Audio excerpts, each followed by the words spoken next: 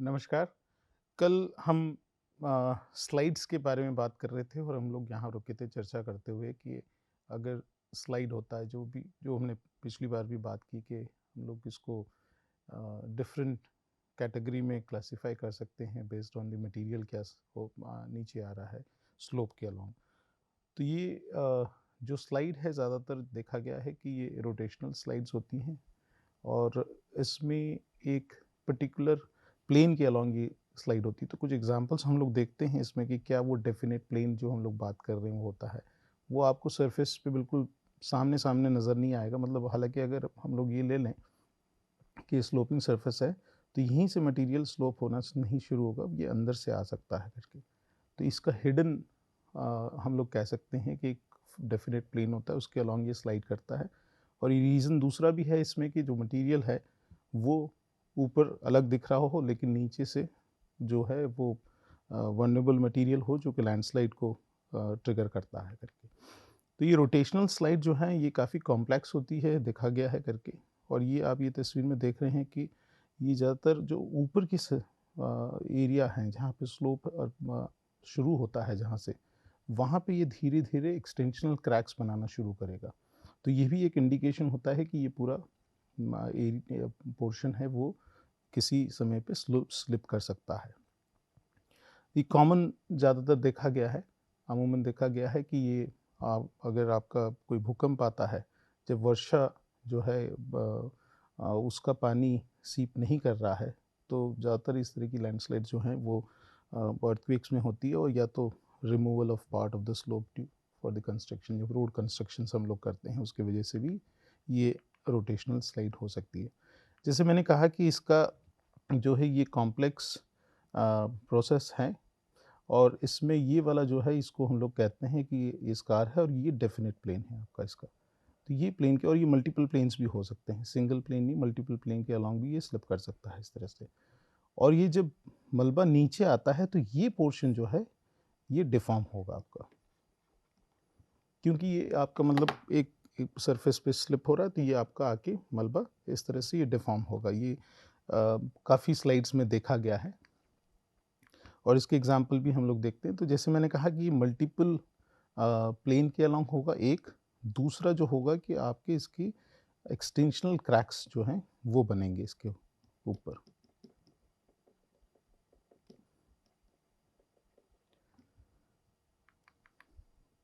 तो ये दूसरा एग्जाम्पल है जो कि अगर मान लो कि हम लोग रोड कटिंग करते हैं और स्लोप हमने मेंटेन नहीं किया, तो ये भी आपका रोटेशनल स्लाइड का है, और ये जैसे मैं बता रहा था कि ये वाला पोर्शन आपका डिफ़ॉर्म हो रहा है।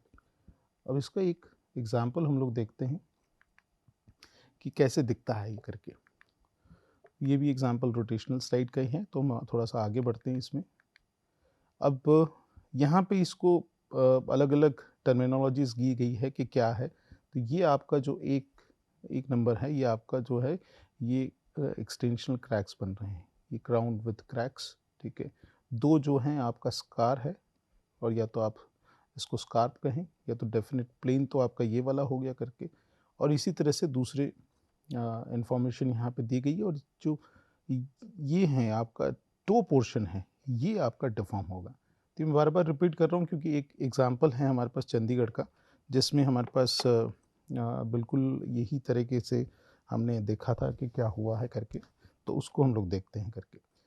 तो ये भी एक एग्ज़ाम्पल है जहाँ पे स्लोली जब इसको मॉनिटर अगर करना है, तो आपके अगर ऊपर यहाँ क्रैक्स बनने शुरू हुए हैं, तो आप उसको मॉनिटर कर सकते हैं और लेटर ऑन ये पूरा स्लिप कर जाएगा करके। ये जो एग्ज़ाम्पल है, ये मैं जो बात कर रहा था कि चंडीगढ़ के पास एक नाडा साहब करके एक गुरुद्वारा है, वहाँ पे ये चीज़ हुई थी। और ये पहले तो लोगों ने कहा कि ये अर्थक्वेक की वजह से हुआ है। डेफ़िनेटली ये जो अर्थक्वेक आया था 2004 का, ये 2004 के अर्थक्वेक के बाद ही ये देखने को मिला था। तो ये फ़ोटोग्राफ है आपका जहाँ पे गग्गर रिवर बहती है यहाँ से, और इस पोर्शन में पोर्शन में अगर आप देखेंगे तो कुछ लैंड उठा हुआ है करके। अब ये एरिया जो पूरा है ये हरियाणा डेवलपमेंट अथॉरिटी के अंडर है, और यहाँ पे पूरा उन्होंने प्लॉटिंग कर दी है, मतलब घर बनने वाले हैं करके। अब अगर घर बन गए यहाँ पे तो क्या हादसा हो सकता है? तो हम लोग पहले इस चीज़ को देखते हैं। यहाँ पे ये ग्राउंड में, चूँकि अभी आपको दृश्य नज़र नहीं आ रहा है अच्छे से कि क्या हुआ है, लेकिन अब क्लोज़अप आप देखेंगे तो आपको समझ में आएगा कि क्या हुआ है करके। तो हमारे हिसाब से ये रोटेशनल स्लाइड थी। अब कैसे रोटेशनल स्लाइड थी उसको देखते हैं करके। तो जब हम लोग इसके क्लोज़ पोर्शन में देखा ये वाले में, तो ये एरिया जो था वो करीब-करीब जो है 1 से सवा मीटर जितना उठ गया था पूरा। तो ये इसका डिफ़ॉर्मेशन है, ये पूरा पोर्शन जो है ये इस तरफ मूव किया है करके। तो ये आपका सरफेस है। तो ये मूव किया है, जहाँ पे दिख रहा है कुछ वार्पिंग टाइप दिख रहा है यहाँ पे। तो इसका अगर क्लोज़अप देखें तो आपको समझ में आएगा कि कितना ज़मीन उठ गई है यहाँ पे करके। अब पहले तो ये था कि ये कोई टेक्टोनिक डिफ़ॉर्मेशन है जिस तरह से हम लोग बात करते हैं करके। लेकिन बाद में देखा गया कि ये एक रोटेशनल स्लाइड है। तो इसका एविडेंस देखने के लिए, जैसे हम लोग पिछले स्लाइड में भी बात कर रहे थे कि भई आपके पास ये अगर स्लाइड हो रही है यहाँ पे, तो यहाँ इस एरिया में पहले तो एक्सटेंशनल क्रैक्स बनेंगे आपके। फिर ये स्लिप होना शुरू होगा यहाँ से पूरा करके, और ये स्लिप हुआ और ये होके आपके यहाँ पे डिफ़ॉर्मेशन होगा। तो ये एग्ज़ैक्टली हमको ये चीज़ मिली थी यहाँ पे। तो ये जो पोर्शन है ये टो का पोर्शन है, ये टो पोर्शन है। अब बात रह गई कि अगर क्या भई एक्सटेंशनल क्रैक्स आपको देखने को मिले क्या यहाँ पे? आपने ऑब्ज़र्व किया? तो पहले तो इन्होंने कहा कि ये कोई फ़ॉल्टिंग हो गई है और ये बहुत बड़ा यहाँ पे फ़ॉल्ट है, उसकी वजह से ये हुआ है। लेकिन जब हमने इसको केयरफुली देखा, तो जब ऊपर जाके देखा, मतलब इस पोर्शन में हमने जब देखा जाके, तो ये हमको एक्सटेंशनल क्रैक्स दिखी हैं क्लियरली। तो ये एक बहुत ही अच्छा उदाहरण है जो कि रोटेशनल स्लाइड के बारे में बात करता है। अब सवाल ये है कि अगर मान लो कि ये एरिया पूरा हुडा ने प्लॉटिंग कर दी और घर बन भी गए होंगे, हमको लगता है कि घर बन गए होंगे। अगर मान लो कि आपका प्लॉट और घर इस एरिया में यहाँ पे बना हुआ है, तो क्या होगा? तो ये चीज़ें जो हैं एक हैज़ार्ड ही है, और इसकी वजह से लैंडस्लाइड की वजह से आपको रिस्क भी है यहाँ पे। तो ये एरियाज़ इस तरह की चिन्हित करना बहुत ज़रूरी है। और हुआ ये था कि एक ड्राई फेज़ रहा यहाँ पे, और ड्राई फेज़ के बाद ये एक्सटेंशनल क्रैक्स बने थे करके। और ये जो मटेरियल है ज़्यादातर मडस्टोन है, शिवालिक्स के रॉक्स हैं, तो जिसमें इस तरह के क्रैक्स बनना काफ़ी आसान है। और आप ये भी देख सकते हैं कि इसका जो वो है, ये सारी क्लिफ़ हैं आपकी करके। ये रिवर बैंक्स हैं जो कि इरोडेड बैंक्स हैं सारी। तो ये ऊपर की साइड में सारा क्रैक्स बने थे हमारे, और ये फिर स्लाइड, ये सबसरफेस पूरा स्लाइड हुआ, जिसको हिडन उसके अलोंग कह सकते हैं हम लोग करके। अब लाहौर की ऑलरेडी बात हो गई, और कुछ एरियाज़ थे, जैसे मैंने कहा कि हमारे उत्तराखंड में और हिमाचल में काफ़ी लैंडस्लाइड्स हुई थी कुछ वर्षों पहले। और ये सारी आप देख सकते हैं कि इरोशन जो बैंक का हुआ है उसकी वजह से पूरा रोड भी कट गई है, और ये लैंडस्लाइड्स उत्तराखंड का है ये वाला पिक्चर। और आप ये एक वीडियो हम आपको दिखाना चाहेंगे यहाँ पे, आप ये देखिए तो आपको अंदाज़ा आएगा कि क्या हुआ है। और ये उत्तराखंड में पूरी जो लैंडस्लाइड हुई, उस लैंडस्लाइड ने जो रिवर चैनल था उसको ब्लॉक कर दिया। जो हम लोग पिछले लेक्चर में एक बात किया था कि ग्लॉफ का, ये ग्लेशियल लेक आउटबर्स्ट फ्लड्स जो हैं, तो लेकिन ये अमूमन इवन रिवर चैनल में भी ये हो सकता है, ये डैमिंग हो सकती है। और उस जो अपर रिचेस हैं, मतलब आपका ये अगर एक स्ट्रीम है यहाँ पे, और ये यहाँ लैंडस्लाइड हो गया पूरा करके, तो इसने ब्लॉक किया, तो इस एरिया में आपका लेक बन जाएगा। और ये जब टूटेगा तब नीचे आपका फ्लडिंग हो सकता है करके, काफ़ी ख़तरनाक फ्लडिंग हो सकता है। तो ये भी एक खतरा है कि लैंडस्लाइड से जो कैस्केडिंग इफ़ेक्ट है, और कैस्केडिंग हम लोग कहते हैं कि उससे दूसरा क्या आपका वो हो सकता है। तो ये जैसे बताया है कि ये लेक बन गया आपका यहाँ पे, और ये लेक बनने के बाद जब ये लेक टूटेगा, क्योंकि ये नेचुरल फिल है, ये कोई मैन मेड नहीं है, तो ये जब ब्रेक करेगा, जैसे इसमें दिखाया है इस वीडियो में, तो ये एक एडिशनल हैज़ार्ड क्रिएट करता है करके। तो वहाँ मतलब आपके पास इतनी वर्षा भी नहीं हुई कि जिसकी वजह से इतना तगड़ा फ्लड आ सकता है, लेकिन बिकॉज़ लैंडस्लाइड हुआ था, लैंडस्लाइड ने पूरा ब्लॉक किया एरिया को, और उसके बाद जब ये टूटा है, तो पूरा के पूरा मलबा लेके नीचे आया और पानी भी जो स्टोर हुआ था, बिकॉज़ एक तरह से एक रिज़र्वॉयर बन जाएगा, ये ऊपर की साइड में पूरा रिज़र्वॉयर था। तो आपका पूरा नीचे वाला एरिया है, वो फ्लडिंग में चला जाएगा। और इवन आपने अगर चेक डैम्स भी बनाए, कुछ भी बनाया, ब्रिजेस हैं, ये हैं, सब कुछ को सबको डैमेज करता है। तो मैसिव फ्लड्स आ सकते हैं इसकी वजह से। ये बहुत अच्छा एक उदाहरण है जो कि हम लोगों को दिमाग में रखना चाहिए करके। अभी मैंने कहा था क्ले वाला जो सीन है, जो क्ले अगर है आपका, तो वो क्ले कैसे बिहेव करता है अगर अधिक पानी आ गया आपका उसमें, और ऊपर तो सब कुछ ठीक लग रहा है। तो ये एक एग्ज़ाम्पल है गुड फ्राइडे अर्थक्वेक का, और ये अलास्का का है, यूएस में। तो इसमें ये देखा गया कि आपके पास जो है नीचे बेड जो था इसका, ये कोस्टल फेस है, मतलब यहाँ पे ओशन है आपका, इस तरफ पे ओशन है। अब ये क्लिफ तो है आपके वहाँ पे, ऊपर तो आपको लग रहा है पूरा कि सैंडी और ग्रेवली है, तो काफ़ी अच्छा है, कोई प्रॉब्लम नहीं है। लेकिन नीचे जब आप जा रहे हैं इसके, तो नीचे जो देख रहे हैं सेक्शन में, वो आपको मिलता है क्ले। और इन्होंने एक टर्म दिया था sensitive clay. Sensitive clay basically clay ही है, लेकिन वो सेंसिटिव टू आपका डिफॉर्मेशन, और हम लोग कह सकते हैं वो स्लिप हो सकती है करके, और ये प्लास्टिकली डिफॉर्म होगी करके। अब ये अर्थक्वेक आया यहाँ पे, और इसकी वजह से पूरा पूरा जो एरिया था वो धंस गया में along the multiple definite planes actually. और उसकी वजह से जो कोस्टल ऑफशोर एरिया था आपका, वहाँ पे आपका जो है बहुत ज़्यादा नुकसान हुआ करके। ऑफशोर मतलब हम लोग, सॉरी, ये कहेंगे कि हम लोग जो लैंड की तरफ एरिया है, जो उस एरिया में काफ़ी नुकसान हुआ, और इस तरह के कुछ आपके एरियाज़ जो हैं सबसाइड किए थे यहाँ पे।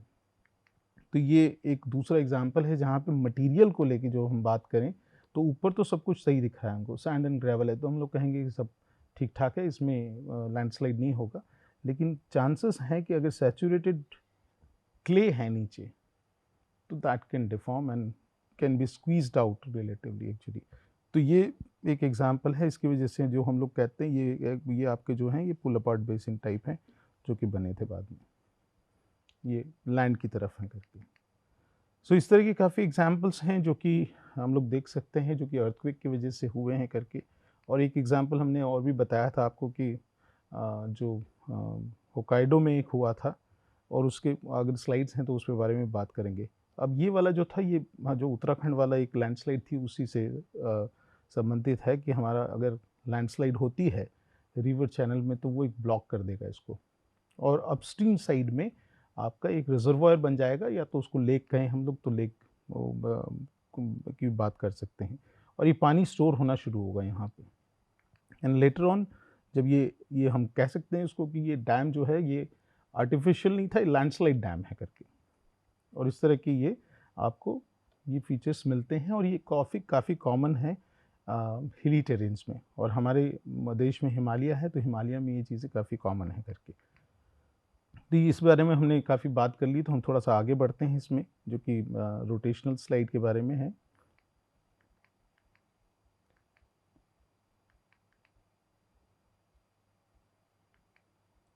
ये एक और एग्जांपल है करके।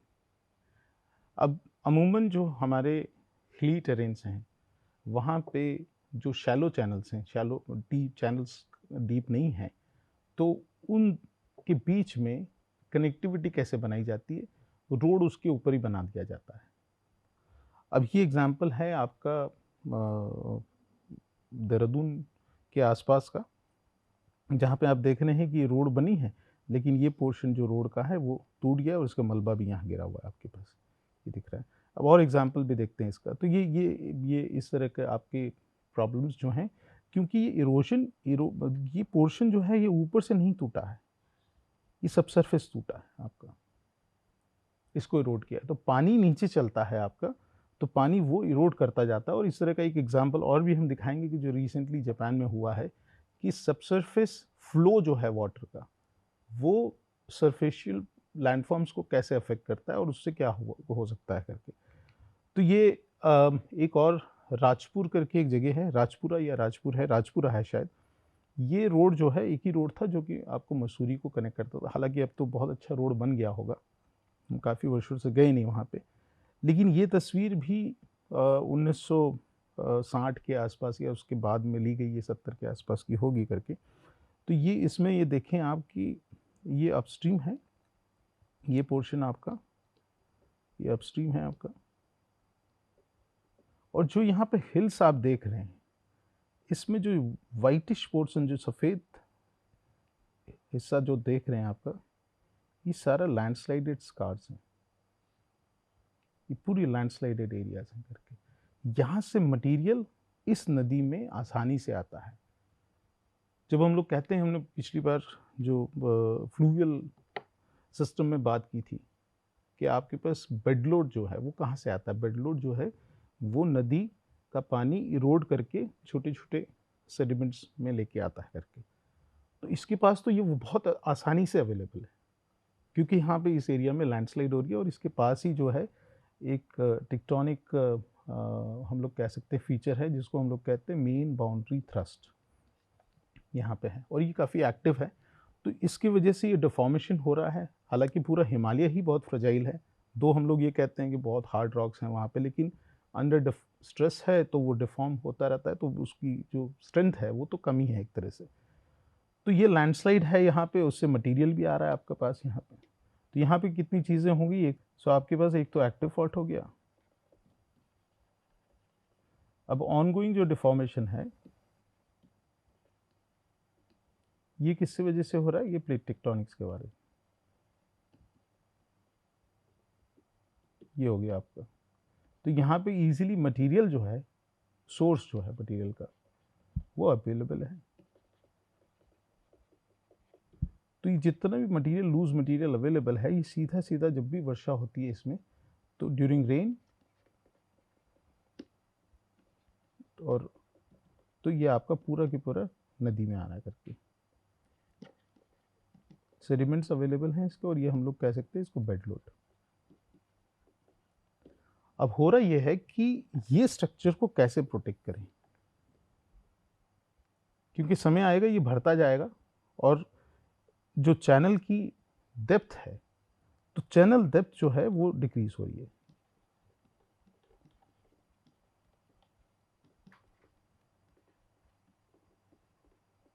चैनल डेप्थ डिक्रीज हो रही है यहाँ पे, तो ये तुरंत ही फ्लडिंग स्टेट में आ जाएगा।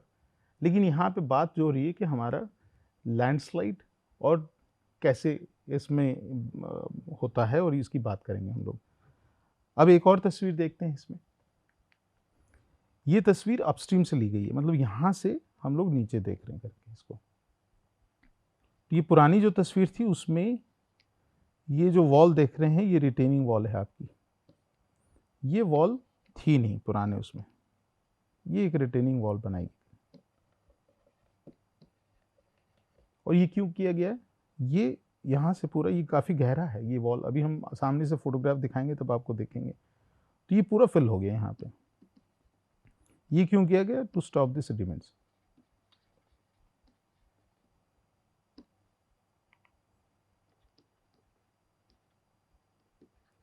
अब ये जो अपस्ट्रीम से सेडिमेंट्स आ रहे हैं आपके यहाँ से, उसको यहाँ पे कहीं पे एक वॉल बना के इन्होंने ये पूरा वॉल बनाया आपका करके, और इसको रोक दिया गया करके। तो ये एक तरह से चेक डैम टाइप इसको बनाया है यहाँ पे इन्होंने। अब इसका जो दूसरा फोटोग्राफ देखेंगे तो आपको समझ में आएगा, जो कि हमने डाउनस्ट्रीम से देखते हुए लिया है। तो ये वॉल है, काफ़ी ऊंची है। हालांकि पानी को निकलने के लिए यहाँ पे पूरा आपका प्रबंध किया गया है करके, लेकिन ये जो वॉल है, इसका फाउंडेशन जो है वो आपका रिवर बेड है। और रिवर बेड किसका बना हुआ है, ये इसका फाउंडेशन है। ये जो लैंडस्लाइड की बात कर रहा था, इसका नाम है कालागर लैंडस्लाइड। अब ये आपका पूरा जो रिवर, ये फाउंडेशन जो है वो रिवर बेड है, और रिवर बेड में क्या है, मेनली आपके जो सेडिमेंट्स हैं वो ग्रेवली हैं,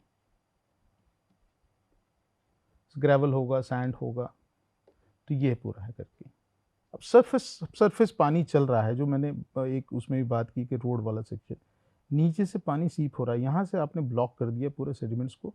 और ये प्रोटेक्शन इसलिए किया क्या कि ये पूरा आके आपके जो सेडिमेंट्स हैं वो इसको हिट नहीं करें, और इसको बचाए रखें ये ब्रिज को।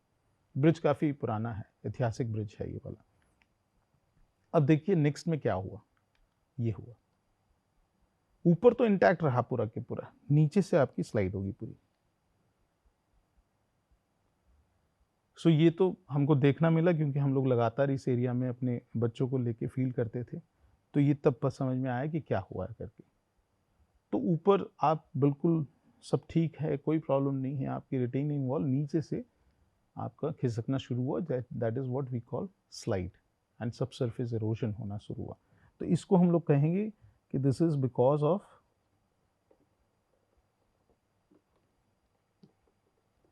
Subsurface erosion. और इरोजन किससे हो रहा है? तो आपका रिवर वाटर से हो रहा है, या तो नदी के पानी से कह लो, या तो वाटर से हम सिंपल बात करते हैं। तो वाटर फ्लो है, सबसरफेस जो वाटर फ्लो है उसकी वजह से हो रहा है। तो हमारा फाउंडेशन क्या है वो बहुत ज़रूरी है। ऊपर तो ग्रेवल दिख रहा था, लेकिन नीचे से जो इरोड करना उसने शुरू किया तो उसकी वजह से हमारा पूरा ही किया। तो ये भी एक बहुत ही बेहतरीन एग्जाम्पल है, हमारे देश का ही है करके। तो इस तरह की भी चीज़ें हो सकती हैं करके। ये एक और है जहाँ पे इसको कंटिन्यूसली मॉनिटर किया गया, आपके एक्सटेंशनल क्रैक्स बने ऊपर, और उसके बाद ये पूरा एरिया जो है ये स्लिप हुआ करके। यहाँ पे ये रोड है आपका,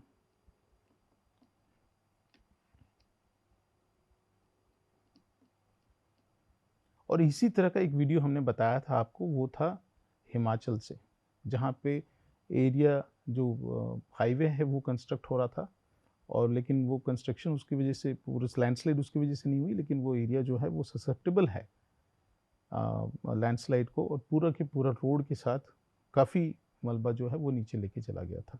तो इसी तरह की चीज़ें जो हैं ये कॉमन हैं, ये नहीं कि हमारे देश में होगा, और देश में भी ये कॉमन है, लेकिन हमको इस लोकेशंस को आइडेंटिफाई करके इसका समझना बहुत ज़रूरी है। So it can affect the roads also, transportation आपका अफेक्ट हो सकता है इसकी वजह से पूरा, और इवन घर भी हो सकते हैं। अब ये वाला एक एग्जांपल हम लोग यहाँ से भी अपने देश से भी दिखाएंगे कि सबसे आपका जो रिवर चैनल का इरोजन जो होता है बेस से, तो उसकी वजह से क्या आपका जो क्लिफ, कोलैप्सिंग ऑफ क्लिफ जो है वो क्या असर कर सकती है करके। तो ये एक एरिया जो पहले भी बात की थी मैंने, आपको याद होगा कि हमने बताया था कि भाई और ये शायद हमने फ्लड्स का जो बात कर रहे थे उसमें ये बताया था कि ये टकसाल करके एक जगह है, ये वाली इसकी बताई थी। लेकिन इसके कुछ और फोटोग्राफ्स हम आपको बताना चाहते हैं कि ये विदाउट हैविंग अंडरस्टैंडिंग, अगर हम लोग कंस्ट्रक्शन कर रहे हैं, लैंडफॉर्म्स को नहीं समझ रहे हैं, तो क्या फेस कर सकते हैं। इस पर बात हुई थी कि ये पुराना फोटोग्राफ हमने बताया था और दिखाया था कि भाई ये जो टेरेसेस हैं, जो सरफेसेस हैं, फ्लूवियल सरफेसेस हैं, उस पर आपने मकान बनाए तो ये फ्लडिंग में अफेक्ट कर सकता है। ये पिछले लेक्चर एक लेक्चर है उसमें हमने बात की थी। लेकिन इसका एक और चीज़ आप देखेंगे कि ये तगड़ा कंस्ट्रक्शन हो रखा है यहाँ पे, और बिल्कुल नदी जो है उसके किनारे मकान बने हुए हैं। तो ये धीरे धीरे क्या हो रहा है करके, हालांकि ये तस्वीर बहुत पुरानी है, अभी ये मकान तो ढह गया होगा, पक्का है उतना करके। तो ये चैनल की इस पोर्शन में जो इरोजन हो रहा है, इस वजह से इसको कोलैप्स करेगा, ये कोलैप्स होगा। तो आप देख सकते हैं कि इसकी फुटिंग जो है इस घर की, ये बिल्कुल हवा में है करके। तो फ्यूचर में ये जाएगा करके, गिरेगा करके, और गिर चुका होगा, क्योंकि ये मुझे लगता है कि हमने ये फोटोग्राफ 10 या 15 वर्ष पहले लिया होगा। तो इनप्रॉपर लोकेशन ऑफ स्ट्रक्चर्स जो हैं वो भी एक हमारे लिए तो वो रिस्की है करके उसको कह सकते हैं हम करके। अब एक ट्रांसलेशन स्लाइड के बारे में बात करें, अभी हम लोग कर रहे थे कि मटेरियल, जो लूज मटेरियल वो कैसे स्लाइड होता है। ट्रांसलेशनल स्लाइड्स ये होता है हार्ड रॉक्स में ज़्यादातर, और ये वीक जोन्स, क्योंकि हमेशा जो पोटेंशियल वीक जोन्स होंगे वो आपके मटेरियल के अलोंग होंगे, या तो एक हम लोग कह सकते हैं कि ये बेडिंग प्लेन, और एक हमारी जियोलॉजी में अर्थ साइंसेज में कहते हैं कि सेडिमेंट्री रॉक्स, और हिमालय में सेडिमेंट्री रॉक्स हैं। और सेडिमेंट्री रॉक्स होगा उसमें स्ट्रैटिफिकेशन होगा, मतलब अगर इस तरह से देखें तो हमको कि हमारे जो हैं ये इस तरह से कुछ स्ट्रैटिफिकेशन बनेंगे आपके, तो डिफरेंट मटेरियल होगा इसमें करके, शेल होगा, सैंडस्टोन होगा, ये डिफरेंट मटेरियल होगा। लेकिन अगर यही मटेरियल आपका एक स्लोप पे है, ये स्लोप पे है। तो ये जो है ये बेडिंग प्लेन्स हम लोग कहते हैं इसको, ये जो है ये बेडिंग प्लेन्स हैं आपके। और ये बेडिंग प्लेन्स एक वीक जोन की तरह एक्ट करेंगे करके आपके, और ये एक दूसरे से पैरेलल ज़्यादातर देखे जाते हैं unless and until they are deformed, मतलब डिफॉर्मेशन अगर ऐसे हुआ है कुछ तो करके तो इसके बेडिंग प्लेन, और ये इंक्लिनेशन भी डिफॉर्मेशन की वजह से ही होता है, क्योंकि अगर थंब रूल लेते हैं तो सब मटेरियल जो है वो हॉरिजॉन्टली डिपॉजिट हुआ है करके, सारा मटेरियल जो है वो हॉरिजॉन्टली डिपॉजिट होता है।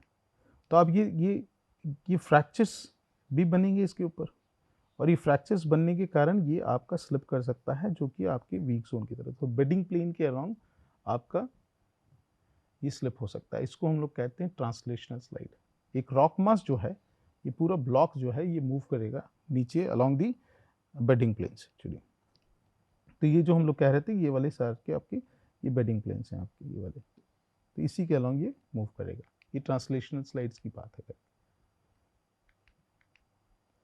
अब दूसरा मैंने जो बताया था किसी काफ़ी इलाकों में हम लोग जैसे स्लोप की बात कर रहे थे, फिर कह रहे कि बारिश का पानी आया उसकी वजह से उसकी शेयर स्ट्रेंथ कम होगी, फ्रैक्चर्ड रॉक्स हैं उसकी वजह से उसकी शेयर स्ट्रेंथ कम हो गई। लेकिन ये भी देखा गया है कि अगर, और ये बात हमने पहले भी की थी कि सरफेस पे तो आपको बहुत ही तगड़ा वाला रॉक मिल रहा है जो कि रेजिस्टिव रॉक है और वो इतनी जल्दी इरोड नहीं होगा। हालांकि लाइमस्टोन इतना ज़्यादा रेजिस्टिव नहीं है, लेकिन ये एग्जांपल दिया है कि जो सेडिमेंट्री डिपॉजिट्स होते हैं उसमें इस तरह के वो मिलेंगे लाइमस्टोन। नीचे शेल है आपका, शेल के बारे में हमने पहले बात कर चुके हैं जिसमें हमने क्ले के स्ट्रक्चर्स के बारे में बताया था आपको कि क्ले का एक टिपिकल स्ट्रक्चर होता है जिसमें, और शेल ज़्यादातर क्लेई मटेरियल ही होता है फाइन। तो ये पानी सोखता है और अपने आप में रखता है करके, ये क्योंकि उसकी परमिबिलिटी बहुत कम होती है, पोरस होता है लेकिन परमिबिलिटी कम है, तो पानी को अपने अंदर रखता है करके। तो ये रिजल्ट कर सकता है आपका लैटरल स्प्लिटिंग का। तो ऊपर तो आपके रॉक्स थे, नीचे शेल हैं, तो ये आपको हम लोग कह सकते हैं इसको रॉक स्प्लिटिंग, और इसको हम लोग दूसरा भी एक टर्म देते हैं लैटरल स्प्लिटिंग। और ये अर्थक्वेक में भी हो सकता है, ये आपका बिकॉज अर्थक्वेक ग्राउंड शेकिंग होता है उसकी वजह से भी हो सकता है। और दूसरा जो है आपका जब है कि आपके पास अधिक वर्षा हुई और अगर वो एरिया स्लिप करने लगा, इसमें इतना ज़्यादा स्लोप की चर्चा नहीं हो रही है। जो हमने स्लोप की बात कर रहे थे कि भाई आपका क्रिटिकल एंगल, क्रिटिकल स्लोप क्या होता है, एंगल ऑफ रिपोज क्या होता है, फिर 30 डिग्री 60 टू 90, इस तरह की बात जो हमने की है करके, वो अपनी जगह सही है, लेकिन ये भी पॉसिबिलिटीज़ हैं। और इस तरह के लैटरल स्प्रेड्स हमने देखे थे 2001 भुज के भूकंप में। उसकी बात चर्चा हम लोग अगले वाले लेक्चर में करेंगे। तो आज यहीं रुकते हैं। Thank you so much. नमस्कार।